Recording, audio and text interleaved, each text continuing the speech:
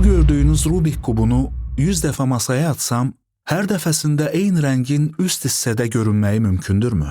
Bu ehtimal 1 bölünsün 10 üstü 78 kimidir. Praktiki olaraq 0 kimi qəbul olunur. Bu, demək olar ki, mümkün olmayan bir hadisədir. Bəs bu kubu 1000 dəfə atsaq və hər dəfəsində düşən rənglə birlikdə kubun vizual forması da eyni düşməli olsa, səncə ehtimalı yer qalar? Sən bir də bunu yaranmış kainat ilə müqayisə edərək təsadüfən ortaya çıxmış olmasına mı ehtimal verirsən? Səncə iradəyə və sonsuz qüdrətə malik bir varlığın olması mı daha məntiqlidir?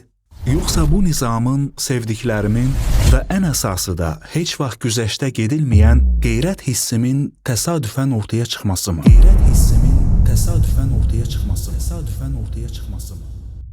Uca Allah buyurur, biz həqiqətən də hər şeyi qədərincə yaratdıq. Biz bircə dəfə əmr edirik.